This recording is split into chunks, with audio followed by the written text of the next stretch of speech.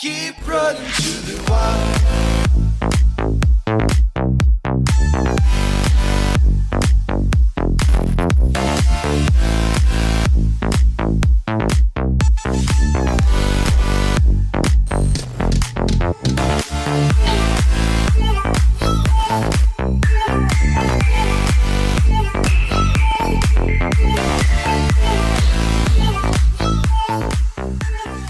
Olá, como vai? Tudo bem? Temos certeza que sim. Grande abraço. No ar, mais uma edição do programa Cris Grazina Online e uma série de debates construtivos, democráticos e abertos a todas as tendências para tratarmos aqui das questões relacionadas à saúde pública de Campinas.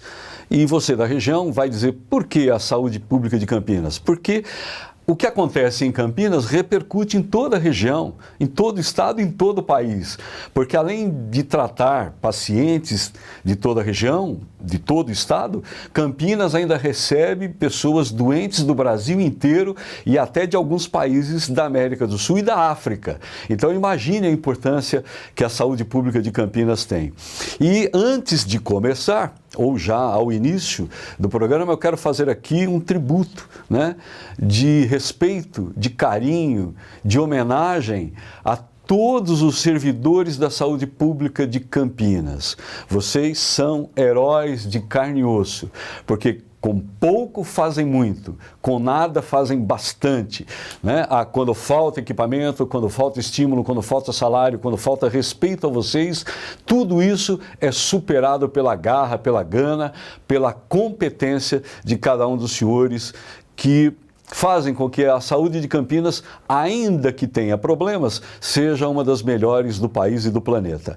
Ao meu lado, no programa de hoje, dentro dessa série, a participação de outra representante do Legislativo campineiro, outra representante da população e da sua maioria, que é composta por mulheres.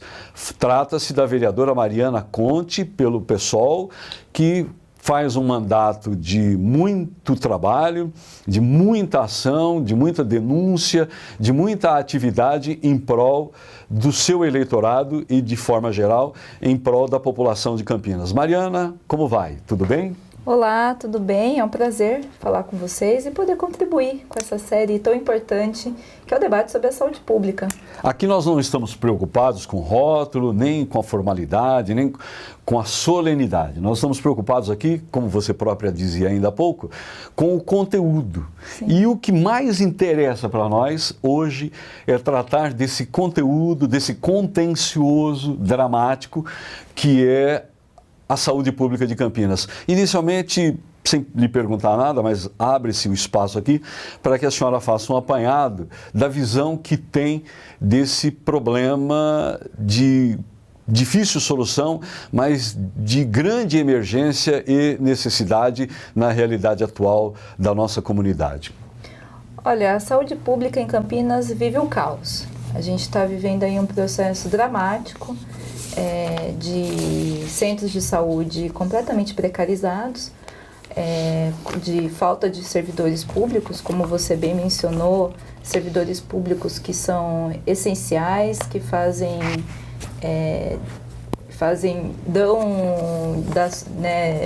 um trabalho, mesmo tendo pouco recurso, acabam fazendo um trabalho digno, enfrentando muitas dificuldades. A gente está vendo falta de medicamentos, mesmo os medicamentos mais básicos. Exame de urina na cidade de Campinas só em caso de emergência, porque a prefeitura não consegue comprar o contraste. Falta de sonda, de esparadrapo.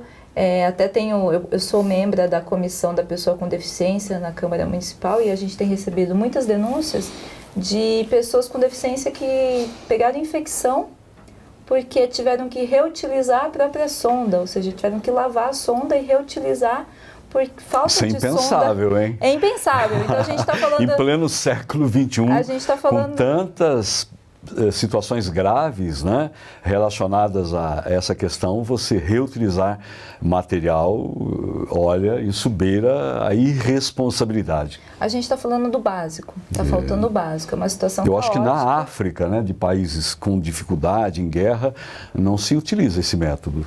A gente sabe que isso é uma situação dramática na vida das pessoas. Infelizmente, na verdade, Campinas tem um orçamento, o ano passado gastou mais de R$1 bilhão em saúde. A gente está vivendo um processo de restrição de gastos, eu acredito que a gente precisa ter mais investimentos na área da saúde. A emenda constitucional 95 do Temer vai disseminar essa situação, ou seja, de congelamento do investimento em saúde durante 20 anos, país nenhum do mundo fez isso. A gente precisa ter mais investimento. Contudo, com o investimento que existe na cidade de Campinas, o básico era para ter. Então, eu acredito na necessidade da gente rever o modelo, porque qual foi o modelo que tem sido adotado na cidade de Campinas? O modelo é o modelo da terceirização, como aconteceu com o Hospital Ouro Verde. A entrega do hospital para um grupo privado. Quando a gente sabe que o modelo mais eficiente em saúde, mais humano, que mais respeita o direito à população, é o investimento na prevenção, é investimento na saúde básica. Eu pensei que a senhora também diria que o melhor modelo é o público, né? Como, por exemplo, o Mário Gatti. É um hospital gerido por servidores, né? E que tem, apesar dos pesares, um grau de eficiência bem determinado, né? Com certeza. Bem configurado, né? O Mário Gatti, que está vivendo um processo de desmonte de privatização por dentro, teve vários setores do Mário Gatti que já foram terceirizados, como Por exemplo, como é que a senhora acha possível que o Mário Gatti tenha uma farmácia que não tenha alvará de funcionamento? Pois é. Como é que pode? Quer dizer, faça o que eu mando, mas não faça o que eu faço. Quer dizer, o fiscal do poder público vai lá na farmácia, faz exigência, tem que ter vaga para idoso, tem que ter isso, tem que ter aquilo, tem que ter o laboratório, tem que ter o descarte correto dos remédios, dos materiais utilizados, e o próprio poder público não olha para dentro, né, da sua estrutura e deixa um negócio desse acontecer. Basta ver as irregularidades que aconteceu no Hospital Ouro Verde, por exemplo. São inúmeras irregularidades. E essa questão, porque o modelo, a iniciativa privada não tem interesse de investir no financiamento básico, porque isso não dá lucro. Então, o que eles buscam? Eles buscam a administração dos hospitais, que é o que dá lucro. E torna a administração dessa forma. Servidores, funcionários são demitidos sem receber os seus direitos trabalhistas, sem depositar. Mas a senhora não acha que isso é uma estupidez administrativa? Já que essa bomba relógio, uma hora vai ter consequências, seja no âmbito do Ministério Público, da Câmara Municipal, da Justiça do Trabalho, quer dizer, o que pensa alguém que age dessa forma? Ou não pensa? Olha, eu acho que pensa que pode transitar dentro do poder estabelecido. Então... Mas, vereadora, por isso que eu no mundo de hoje, com redes, com as pessoas se manifestando com todo o direito que tem, com a liberdade de expressão, isso uma hora ou outra não vai dar certo. Nada que começa errado, nada que é feito errado vai terminar certo. Com certeza. Então, quer dizer, isso é uma estupidez, né? Para dizer pouco. Por isso que se estiver acontecendo, né? Eu acredito que a única forma da gente mudar essa situação é o engajamento da população e a luta que a população Tá, mas a população, ela trabalha, ela estuda, ela tem suas responsabilidades, e para ajudá-la nesse trabalho que a senhora menciona, ela elegeu os seus vereadores. Sim. E aí os seus vereadores se negam a fazer uma comissão que pudesse contribuir com o Ministério Público no esclarecimento de fatos relacionados ao Ouro Verde. Mas e daí? Que negócio é esse? A maioria dos vereadores não assinou a CPI da saúde. Eu acho que tinha que ser unânime. Eu tenho batalhado. Até o porteiro da Câmara tinha que assinar esse negócio. Com certeza. Porque é de interesse público. O problema é que, na verdade, a grande maioria dos vereadores está na base do prefeito. E o prefeito Jonas Donizete não quer que se abra a CPI da saúde. Por quê? Ou seja, porque quem não deve não teme. Eu também sou dessa filosofia, quem não deve não teme. Eu estou na batalha para instalar a CPI da saúde, mas eu acredito na pressão popular. Até porque se você parte do pressuposto que nada tem a temer, a comissão processante, a comissão de investigação, acaba lhe passando um atestado de idoneidade. Com certeza. Se ele tem muito o que explicar. Se ele não deve nada, não tem porquê operar por meio da sua base na Câmara para impedir a instalação da CPI da saúde. Mas eu acredito na pressão da população. todos os... Legítima, por sinal. As grandes mudanças que aconteceram e processos de democracia aconteceram porque a população se organizou, se mobilizou para pressionar. Eu acredito que é importante a população manifestar, cobrar os vereadores, cobrar o prefeito, discutir isso em todos os lugares, a necessidade da gente passar um pente fino. A gente precisa passar um pente fino na saúde pública de Campinas. É necessário também apontar os casos de corrupção e, olha, a terceirização na saúde é uma avenida para a corrupção.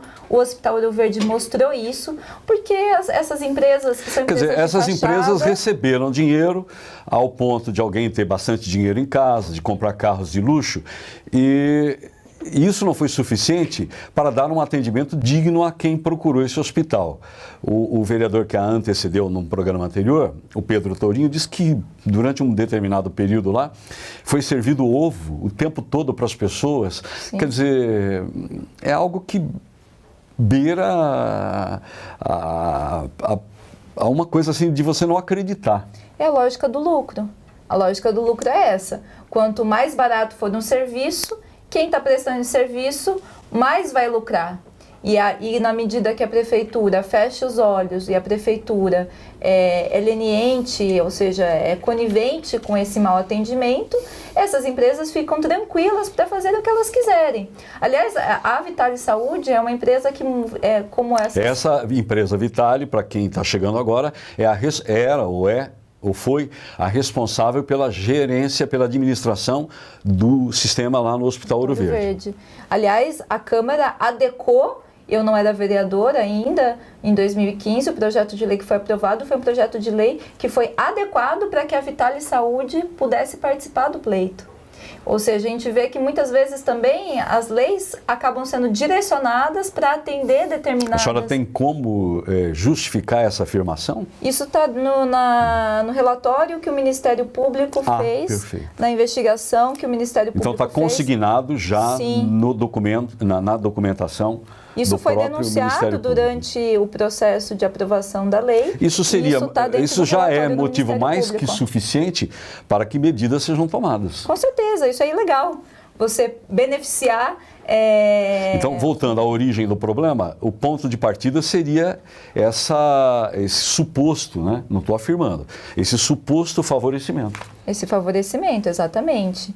E a gente sabe que essas empresas têm várias denúncias contra as organizações sociais, elas mudam de nome e vão estabelecendo contratos... Mas não mudam a prática, né? Exato, vão estabelecendo contratos com prefeituras, com o governo do estado, e em todos os lugares onde elas passam acabam deixando rastro de corrupção, rastro de desassistência, como aconteceu no Hospital Ouro Verde, como aconteceu em outras prefeituras. Então, na verdade, o que a gente precisa, e essa é a grande saída, que a saúde pública, que a saúde seja pública. A gente precisa municipalizar esse serviço, tornar esse serviço municipal. Remunicipalizar. Exato. Contratar servidores públicos, estabelecer conselhos locais e conselhos gestores de fiscalização e fazer um investimento pesado na prevenção. A melhor prevenir é a melhor forma da gente fazer com que o gasto em saúde seja um gasto que gere direitos, que gere bem-estar, que gere qualidade humanidade, de vida, né? Qualidade de vida. Aliás, satisfação e felicidade, né? Basta ver, por exemplo, o controle em relação à dengue, por exemplo. É muito mais lógico e muito mais humano você investir em agentes de controle para fazerem a fiscalização e o combate aos criadouros, do que você, depois de uma epidemia, ter que lidar com um monte de gente. Nesse ponto, a senhora me provoca uma discussão um pouco mais abrangente, né? Campinas quase acabou no início do século por conta de uma epidemia, né? Tanto é que conta-se por aí que Campinas estava preparada para ser a capital do estado, mas perdeu metade da sua população. Da febre amarela. Com a febre amarela. E aí tirou da cabeça dos governantes da época, tirou-se da cabeça deles a ideia de trazer para cá a capital. Olha o prejuízo que Campinas teve, né? Hoje, malária, a própria febre amarela. A febre amarela, tem até uma mais selvagem, né? Tem até várias cepas ou modalidades, né? Tem uma mais grave, tem uma menos grave. a própria paralisia infantil e o sarampo voltaram ao Brasil. Como é que pode um negócio desse? Doenças consideradas já erradicadas. Isso mostra, em primeiro lugar, a falta de investimento na prevenção, isso mostra a deficiência em termos de saneamento básico, isso mostra o desequilíbrio ambiental causado pelas devastações ambientais, pelo desmatamento, né? pela ocupação desordenada. A ocupação, né? desordenada.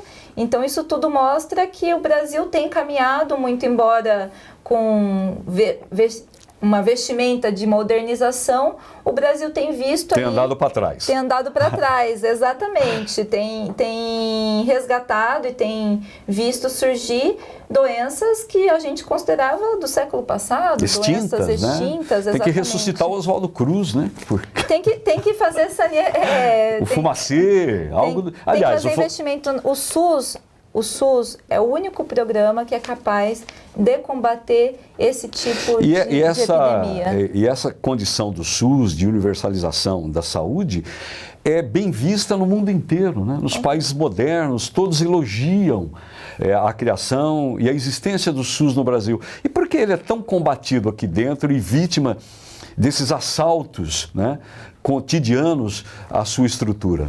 Eu acho que tem um discurso que é um discurso perverso, que é um discurso que deslegitima os investimentos públicos na garantia de direitos. Isso tem um propósito que é o seguinte: grandes conglomerados econômicos que vendem saúde não querem que o SUS público seja de qualidade. Porque se todo mundo tivesse acesso à saúde de qualidade, ninguém pagava plano de saúde. Para quê, né? Não é verdade? Na verdade, contribuindo com a senhora, a verdade é a seguinte, que algumas formas de ganhar dinheiro estão deixando de existir. Né? A fábrica hoje, o setor fabril se modificou, a modernidade está fechando postos de trabalho, a tecnologia está substituindo. Então, alguns grupos empresariais, muitos dos jovens de hoje já não pensam no primeiro carro. Então, a indústria automobilística, a indústria do cigarro, a indústria da bebida, estão deixando de faturar o que faturavam lá atrás. E por trás dessas indústrias estão os bancos. E aí, na Previdência... Na saúde privada está um grande ganho para esse século. Então, o que acontece aqui, acontece lá, naquele outro país, quer dizer, um ataque à Previdência e à saúde pública. Ou seja, não é uma coisa isolada. É o poder econômico tentando perpetuar seu lucro através de novas fontes de renda. É uma fatia do orçamento que tem muita gente de olho. Então, eles criam a ideia de que não é legítimo investir em saúde pública para poder se apropriar dessa fatia. Por exemplo, prestando serviço para prefeituras, para o Estado, vários hospitais que foram privatizados, foram terceirizados. Você estava mencionando o problema dos hospitais e a gente vem acompanhando aí muitos hospitais que foram terceirizados também estão vivendo a mesma situação. Então, são fatias de orçamento que esses setores, organizações sociais, fundações e mesmo essas empresas que é um ramo que tem crescido muito, que é a empresa que vende plano de saúde e de plano de saúde de qualidade muito contestável também, né? Quer além dizer, do quê? Além de custa tudo, caro e exato, atende mal, né? Atende mal e na medida que o SUS o plano de saúde é bom só na propaganda na televisão, né? Com certeza. Aquela vida maravilhosa, aquela pessoa andando de bicicleta num jardim florido, sorrindo com aqueles dentes maravilhosos, parece que saiu da odontoclinic naquela hora. Mas na realidade, mesmo pagando planos de saúde, a pessoa está vivendo uma situação muito difícil, né? E nenhum plano de saúde é capaz de oferecer o serviço que os agentes de saúde fazem, de visitar as pessoas, de fazer controle das epidemias. Nenhum plano de saúde vai fazer investimento, por exemplo, na vacinação. Nenhum plano de saúde quer fazer esse tipo de investimento, que são ações em saúde. O trabalho pesado, né? Exato. Eles querem ficar com o glamour do negócio. E olha, e é tão perverso, eu digo que é perverso, porque quanto mais adoecimento, mais lucro. Sim, é a indústria da doença. É a né? indústria da doença. Por que você vai promover saúde Como há também se a você indústria, vende o remédio? a indústria da violência, da insegurança pública, né? Com certeza. A gente poderia abordar esse tema aqui, mas não é o caso hoje. Mas com o crescimento da violência, da insegurança pública, alguém está ganhando, especialmente as empresas de seguro, né? Com certeza, a indústria de armas, enfim, tem muita Segurança gente, privada. tem muito interesse por trás. Então eu sempre digo, ó, enquanto a saúde for um negócio, o pobre e a população vai continuar penando sem ter o direito digno à saúde, uma saúde que contemple as mais diversas esferas da vida. A gente precisa, é necessário que a saúde seja pública. E aqui em Campinas a gente precisa fazer um pente fino nos contratos da prefeitura, porque não é normal com um investimento Por falar de em mais de pente 1 bilhão. fino, por falar em pente fino, está todo mundo careca de saber, né? Que já passou da hora de fazer isso. Precisa, mas a gente está careca de saber, mas a gente vê que vão se colocando barreiras, né? Vão colocando barreiras, por isso é necessário instalar a CPI da saúde. A senhora é uma das que não assinou, pelo que eu estou vendo. Eu assinei a CPI da saúde, assinei a CPI pegadinha, né? da saúde, estou batalhando para isso. A senhora assinou Tenho e não usado- retirou. A senhora assinou e não retirou a assinatura. Não. Que é comum também, a gente vê o agente público às vezes assina Não. e depois desassina. Não, eu tenho Ele batalhado dá para uma instalar passeada a em algum CPI. lugar assim, vai num jantar e aí volta com outra opinião. E tenho usado os instrumentos que eu tenho para fazer esse processo de fiscalização.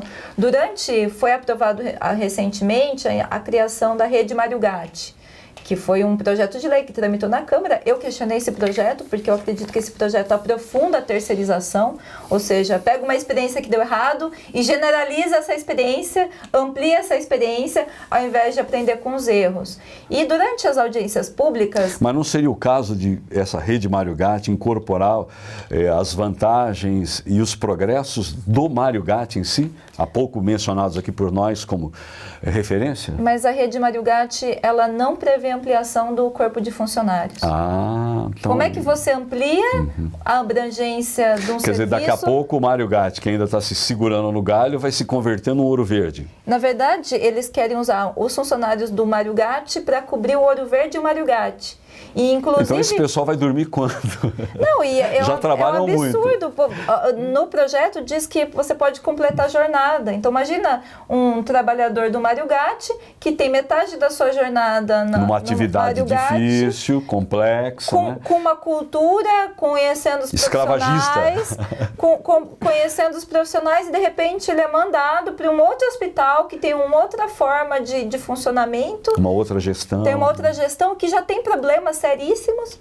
Então, assim, é uma completa... Vereadora Mariana Conte, quem está nos vendo e chegou agora ou desde o início está conosco, tem uma pergunta na cabeça. Qual a solução? A solução é, a gente precisa fazer o pente... Porque o problema todo mundo já sabe. A gente precisa fazer um pente fino, ou seja, os responsáveis precisam responder e precisa serem responsabilizados por esse processo. Então a gente precisa ampliar Dos erros, a fiscalização dos erros passados. A gente precisa municipalizar esses serviços que foram terceirizados e a gente precisa fazer um investimento pesado nos centros de saúde. Mas falta dinheiro. Como é que vai se fazer esse investimento pesado? Falta dinheiro, eu acredito que é necessário ampliar o investimento e, nesse sentido, a gente tem combatido as políticas que restringem o orçamento em nível federal, mas com mais de R$1 bilhão em saúde, o básico... Dá para fazer. Dá para fazer. Que é muito dinheiro, né? O básico. A gente está falando de falta de sonda, de falta de esparadrapo, de falta de exame de urina. A gente está falando... Do reaproveitamento do catéter aí, da sonda. Da sonda. A gente está falando de coisas básicas. Então, assim, eu acho que a gente precisa lutar para ter mais investimento, mas essa crise, da forma como ela está se apresentando, o caos, a restrição de serviços básicos, mínimos, essenciais, não é natural e a gente não pode aceitar. Ao mesmo tempo, tem medidas orçamentárias que são necessárias serem tomadas. Eu tenho denunciado e eu descobri que os 100 maiores devedores de Campinas devem R$4 bilhões para a prefeitura. Opa. 100 maiores devedores. Isso é 75% do orçamento. Só entre os grandes. entre os grandes. Então, a cobrança dessas dívidas, a execução judicial dessas dívidas, ela é necessária, por isso poderia complementar... Ela daria uma folga extraordinária no caixa, né? Com certeza. Ao mesmo tempo, existem desonerações... A senhora tem aí um orçamento, né? É um orçamento. Existem desonerações e isenções... Você dobraria, né, se recebesse esse dinheiro. Mais que dobraria. Não, é um pouco menos, é um pouquinho menos, mas quase dobraria. Quase dobraria.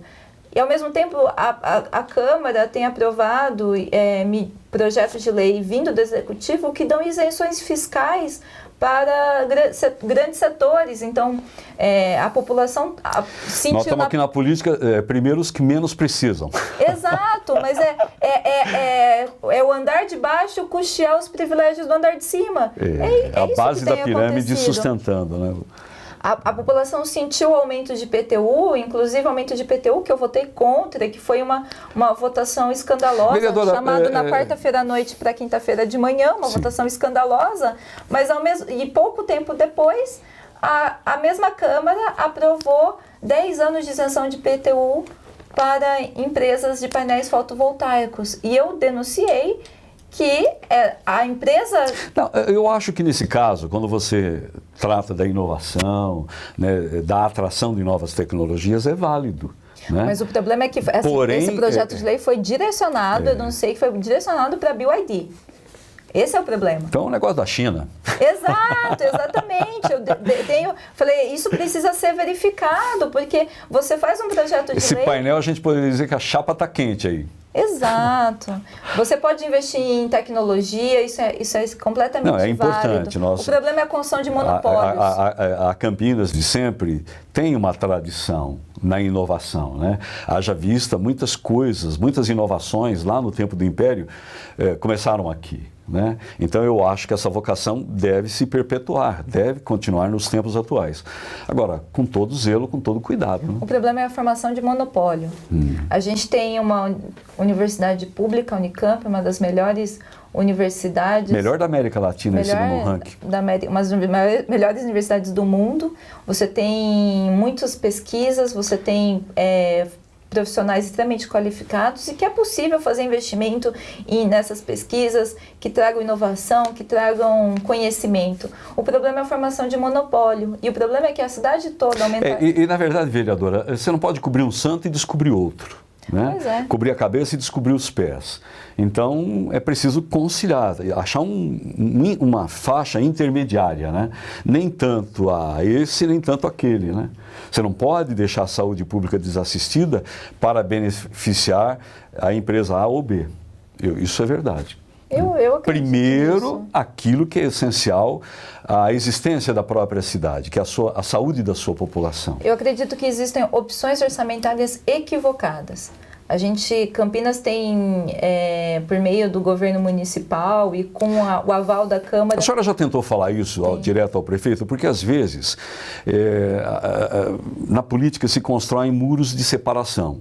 Então, fica a base do governo, fica a oposição e, do outro lado, o poder executivo. E não se conversam, né? Não há uma interação. A senhora não acha que é hora de propor uma conversa, o estabelecimento de um diálogo, né, de uma nova forma de política, de modo construtivo? Olha, é assim é melhor, para que se possa achar uma solução e romper com essas dificuldades aventadas atualmente? Eu tenho dito isso e discuti isso nas audiências públicas, por exemplo. Que a crítica pela crítica também, vereadora, não leva a nada. Eu tenho discutido isso nas audiências públicas.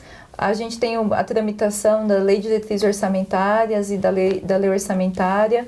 Apresentei isso para o secretário de Finanças, tenho apresentado isso de uma forma bastante recorrente e tenho, inclusive, sugerido como fazer.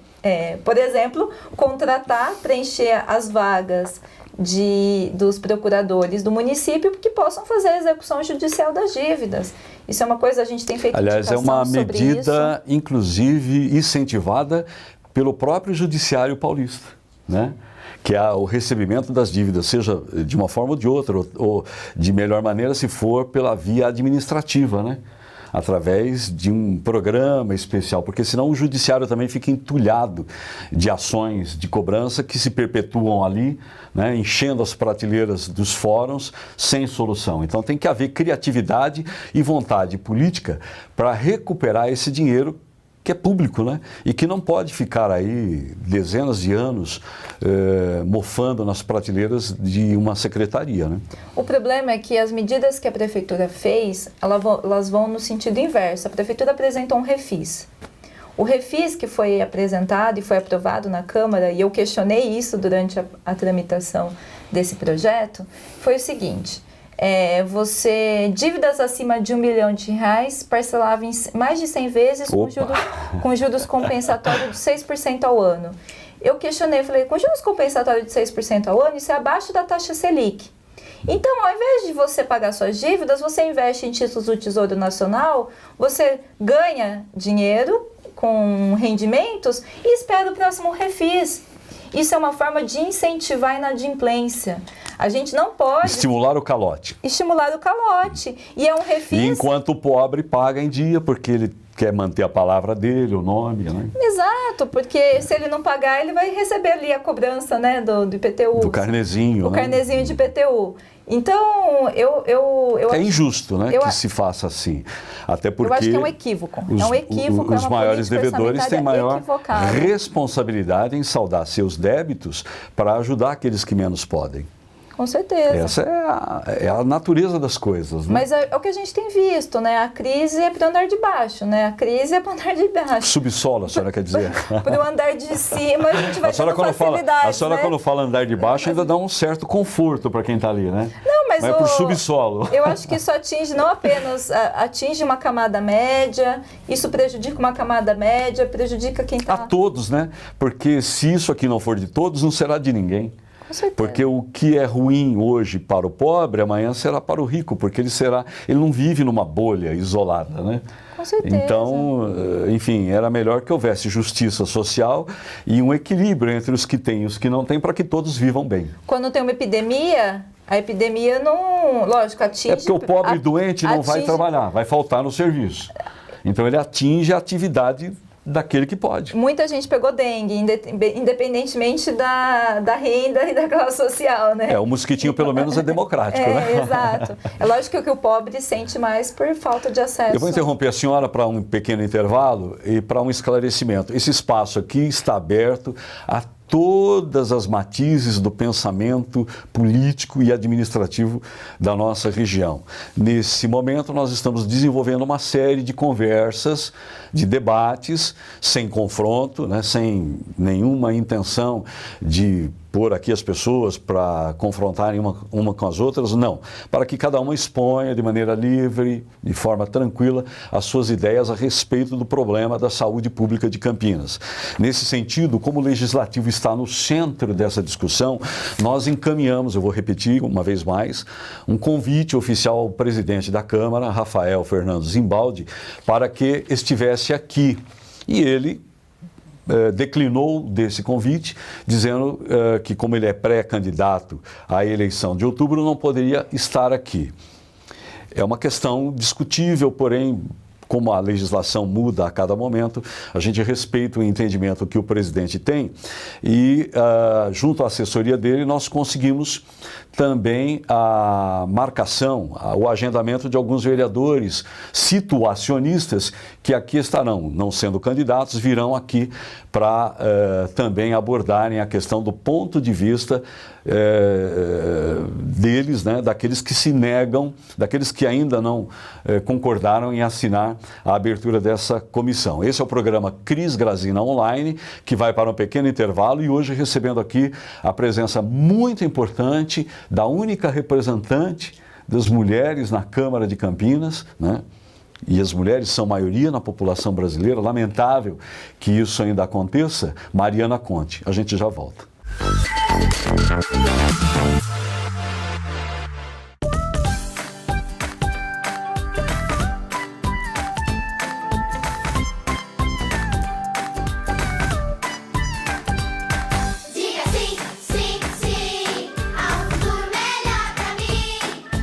Quero voltar com você pra ajudar a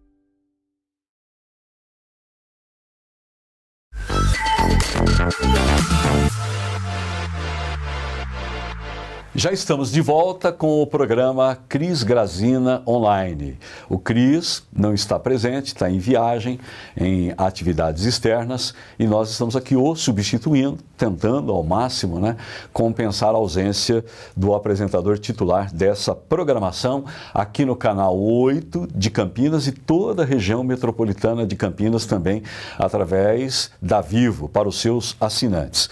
Muito bem. Hoje, recebendo aqui com muita alegria a presença da única representante das mulheres na Câmara Municipal de Campinas, a jovem liderança política Mariana Conte, pelo PSOL. Mariana, ao que a senhora atribui essa negativa dos seus colegas em assinar a abertura de uma comissão para investigar fatos que o Ministério Público já denunciou e já pôs gente na cadeia por causa disso? Olha, infelizmente, a gente tem uma relação que eu acredito que é muito complicada entre o Poder Legislativo e o Poder Executivo, que é a relação de apoio e base. Então, a gente tem aí a maioria dos vereadores na Câmara faz parte da base do prefeito, fazem parte dos partidos que compõem o governo Jonas Donizete, e eles têm trabalhado na seguinte lógica de que nada não é aprovado, questões que possam colocar o executivo em xeque. A possibilidade de uma comissão pode possibilitar a emissão de um atestado de idoneidade para a administração. Um prefeito que tem aí um caso de corrupção questionando a sua idoneidade, é bom quando os partidos, por exemplo, diante disso, mudem de posição. Não mudem de posição, cumpram com o seu dever. Cumpram com o seu dever, exato. Não é bem mudar de posição. Sim, com certeza. Porque transgredir com aquilo que é sua obrigação é outra coisa, né? Façam o papel que é o processo, sim, o que a população espera. Porque o compromisso do legislador não é com o ocupante do cargo no executivo. Exato. É com o eleitor. Exato. Né? A sua obrigação é com o eleitor. Exatamente. E se o eleitor quer, se a opinião pública acha, se o Ministério Público está aí trabalhando no sentido de investigar e de apurar uma determinada situação, não era nem para estarmos aqui discutindo isso. Com certeza.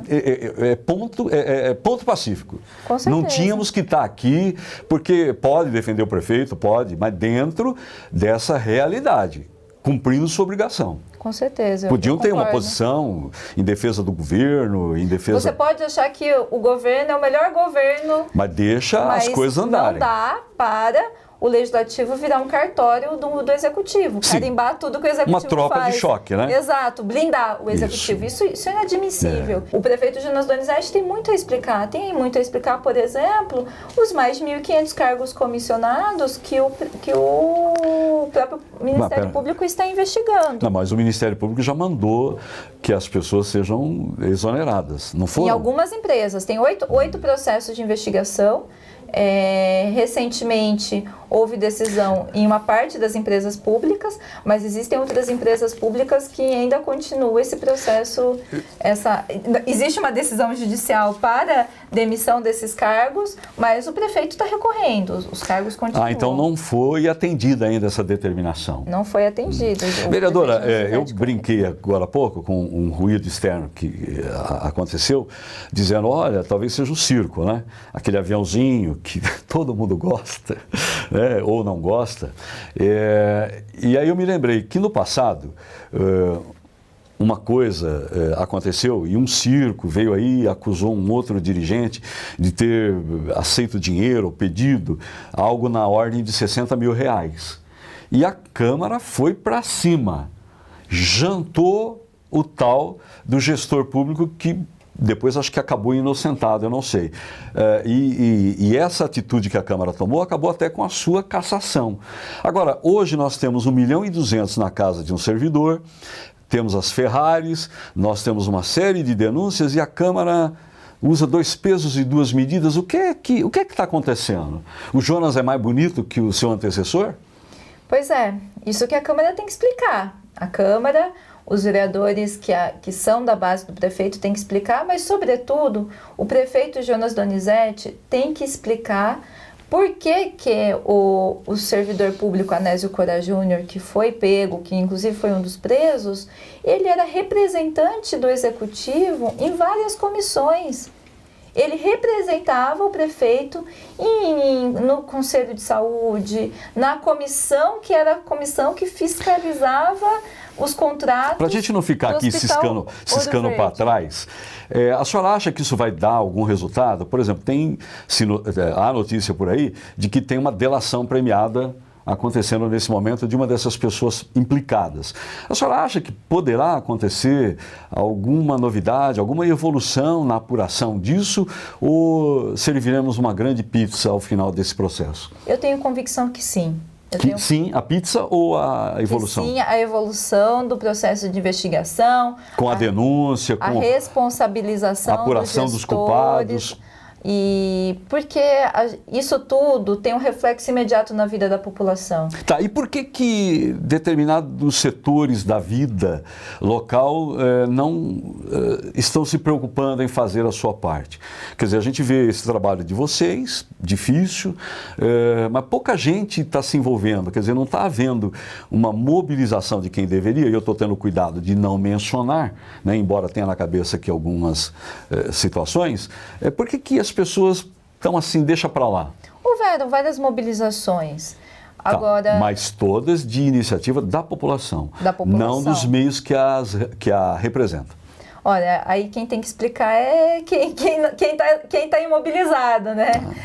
Eu acredito que é necessário. Quer dizer, no passado houve tanta mobilização, tanto desejo de apurar, e hoje... Hoje está muito light. Né? Não se acusando, não prejulgando, nem condenando ninguém, mas eu acho que o exercício da democracia ele tem que ser pleno e extremamente isento de preferências.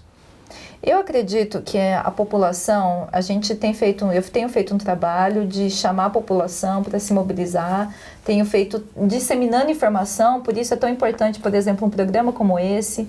A população precisa estar bem informada do que está acontecendo, uma população mais bem informada é uma população mais consciente, mas que tem mais capacidade de exercer seu direito.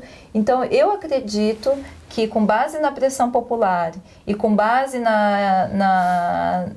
no trabalho que o Ministério Público vem desenvolvendo, acredito que a gente pode mudar o quadro podemos esclarecer e passar um pente fino aí nesse processo e podemos mudar o quadro. Agora, isso tudo... Para melhor, né? Mudar o quadro para melhor. Em benefício... Melhorando a saúde pública. Sim. Agora, tudo isso é projeto político. A gente precisa reconstruir um projeto político que vise garantir o direito das pessoas. Existe conhecimento técnico sobre isso, existe todo um debate científico sobre o SUS. O SUS é reconhecido, como você bem disse, é reconhecido a França é um na país literatura internacional. Então, a França, que é um dos mais modernos, né, dos mais ricos países do planeta, né, que tem uma tradição enorme na questão social, lá os seus líderes elogiam o SUS, as suas autoridades vivem elogiando o SUS como modelo a ser seguido. E o que é que acontece? Por exemplo, teve um momento aqui em Campinas que com a chegada do Mais Médicos, né, com o ingresso dos médicos cubanos, houve até uma melhoria, né, nesse atendimento de base. Mas foi uma coisa fugaz, que agora já não se percebe mais. A gente não pode ter medidas que são medidas só para tapar buraco. Paliativas. Paliativas. A gente precisa de projeto político. Tá, permanente. Permanente e articulado nos vários âmbitos, porque é necessário ter investimento no âmbito estadual, no âmbito federal. Por isso eu retomo a ideia da emenda constitucional 95, que é uma emenda desastrosa. Essa é a tal da PEC do fim do mundo. A PEC do fim do mundo, que congelou durante 20 anos os investimentos nas áreas sociais. Até 2019, né, vereadora? Porque alguma coisa terá que mudar, né? Eu acredito Você não pode estabelecer ponte para o futuro andando para o passado, né? Uma pinguela para o passado, né? Aí a senhora que está falando. Porque se eu fosse opinar, eu acho que nem pinguela existe. Porém, Não, isso é irracional. Nenhum país do mundo então, fez isso. Né? ninguém anda para frente olhando para trás, né? Ou vislumbrando políticas que já foram deixadas de lado, que não deram certo, né? O Brasil vai passar por mudança, ganhe lá quem o povo escolher livremente, democraticamente, mas que tenha consciência de que o seu voto poderá significar avanço ou retrocesso, né? Então tenha muita responsabilidade para depois ficar culpando porque não sei o quê, porque não sei o quê. Não, você é culpado. Do seu voto depende o futuro do seu filho, o seu próprio futuro, dos seus pais, dos seus netos, das futuras gerações. Então tenha responsabilidade e não fuja do seu compromisso. Vote bem. Viu? Não vote pela cor dos olhos, não vote de forma irresponsável, não. Não vote por discursos fáceis. E tem uma coisa. Não existe... muitas vezes eu vejo discursos... Não tem solução fácil, né? Não tem salvador da pátria, não tem nenhum caboclo que vai chegar aqui iluminado, um Messias, um messiânico, que vai descer do céu e consertar a realidade de um país de mais de 500 anos com séculos de desvios, de situações negativas. Não tem. Porém, você terá que dar o primeiro passo, e o primeiro passo de uma jornada difícil é meio caminho andado. Então, eu acho que com consciência consegue-se. Agora, sem embarcar no sonho dourado de verão em pleno inverno, né?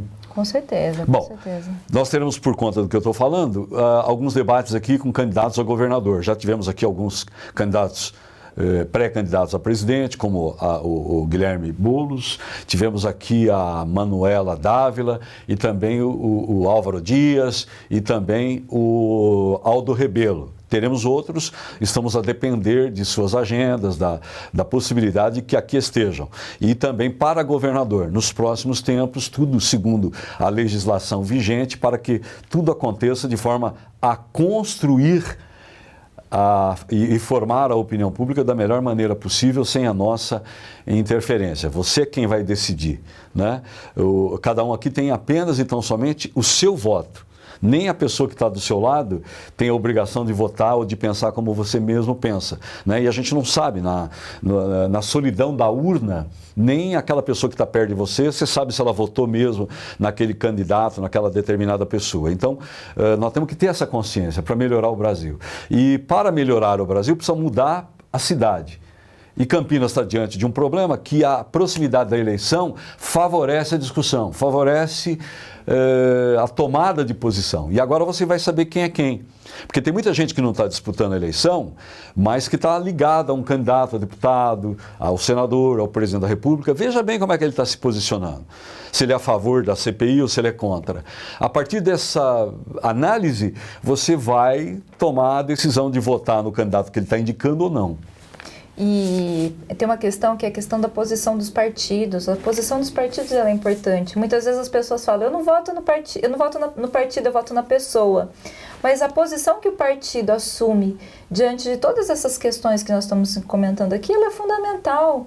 O partido, ela representa um projeto político. A pessoa ela não pode, um parlamentar, um deputado, um vereador, ele não tira da cabeça as posições dele. O partido diz muito qual é a posição dele. Então, verifique o partido. O programa desse partido. O programa do partido. Os dogmas, a história do partido, qual é... O seu posicionamento. Como que esse partido tem se posicionado em relação aos principais temas, aos temas que afetam a vida da população.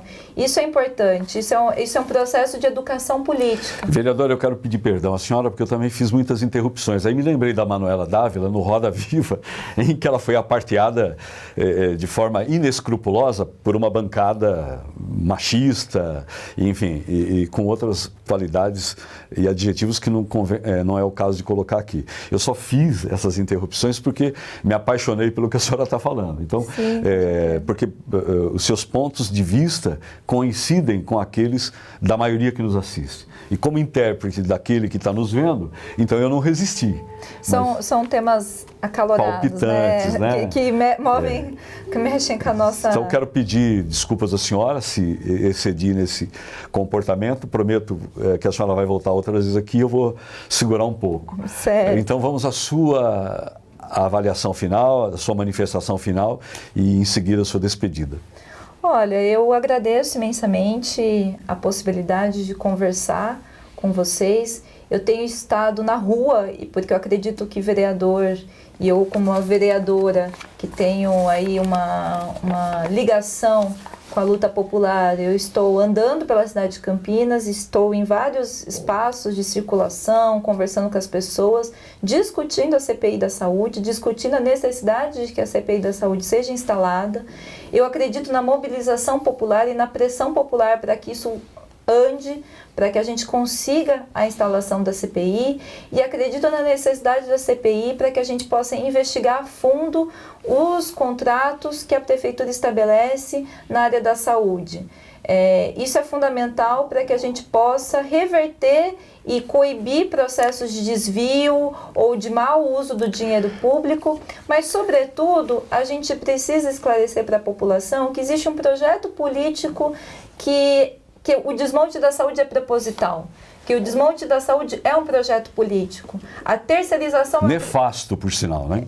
Com impacto terrível na vida das pessoas. Milhões de pessoas estão sendo afetadas. Com certeza, a população de Campinas e da região também de Campinas. Não, e do país, do estado, né? E aí eu acredito na necessidade da gente cuidar do SUS. O SUS é um patrimônio do povo brasileiro. Uma conquista. O SUS foi um processo de criação com o movimento popular de saúde, com as comunidades de base, com muitos profissionais, sanitaristas, pessoas que deram a vida e que têm aí um acúmulo muito grande e que sabem como cuidar das pessoas, sabem como fazer saúde, sabem como tratar a saúde, não como combate à doença. Mas a senhora acha que aquela Ferrari que acharam na garagem ia ser usada como ambulância? VIP? Isso é escandaloso, isso é escandaloso, isso é inadmissível, é inadmissível. A gente não pode, enquanto as pessoas estão... A gente está vivendo uma crise, por exemplo... É um crime de lesa pátria, né? É um crime de lesa pátria. E quando a gente fala contra de saúde... a vida, né? Quando a gente fala de saúde, a gente está falando da dor das pessoas. Do seu sofrimento. Do seu sofrimento. Do seu sofrimento. Então, isso é uma coisa... Vamos dizer para finalizar. A gente precisa... Inaceitável. A gente precisa apagar e acabar de uma vez por todas. Bem, e isso passa pela defesa da saúde pública. Antes da sua despedida, o prefeito Jonas Donizete foi citado inúmeras vezes aqui, sem que tenhamos feito qualquer pré-julgamento, emissão de juízo de valor em absoluto. O prefeito, até que prove em contrário, é um homem probo, honrado, um gestor testado e aprovado, reeleito com uma grande margem de votos e tem a confiança da população e dos meios de comunicação e da opinião pública de uma forma geral. Agora, o espaço aqui está aberto, a manifestação dele, estamos em contato com o seu diretor de comunicação, Luiz Fabrini, com o seu secretário de Relações Institucionais, o Vandão, Xandão, pelo amor de Deus, né? Então, com o Vandão, me perdoe, para que, em momento oportuno, o prefeito possa vir aqui para manifestar a sua opinião, aquilo que tem a dizer para a população, como chefe de governo de uma das mais importantes cidades brasileiras, na condição de presidente da Frente Nacional de Prefeitos, na condição de presidente de um dos maiores partidos atualmente no Brasil e como coordenador de uma campanha a governador nesse momento que estamos vivendo. Então, é evidente que não vamos fazer aqui campanha política, não vamos fazer a defesa de ninguém, muito pelo contrário, mas é um espaço democrático para que o prefeito fale de uma situação que, independente de eleição, de se vai ter eleição ou não, precisa ser tratada com urgência, porque enquanto estamos aqui debatendo o problema da saúde, com todo o conforto do ar-condicionado, alguém pode estar morrendo na fila do hospital. Alguém pode estar perdendo a vida. Uma mãe está desesperada porque tem um filho doente em casa e não tem aonde internar. Com certeza. Obrigado, Mariana. Eu agradeço todo mundo que acompanhou o programa. Eu estou à disposição também para participar, para conversar. Tem os nossos canais de comunicação do mandato. Estou à disposição para debater o tema no que for preciso e acredito que a gente precisa defender o SUS, defender a saúde pública como uma necessidade para a gente melhorar a vida das pessoas. Isso só vai acontecer na medida que as pessoas participarem da política. A gente precisa tomar o destino nas nossas mãos. As coisas mudam na medida em que as pessoas decidem pela mudança. Então eu acredito, tenho convicção nisso e estou à disposição. Quero ser parte desse processo de mudança. E já é. Né? Tendo em vista a sua eleição, a sua conduta dentro da Câmara, a sua presença aqui e em outras formas de manifestação, né?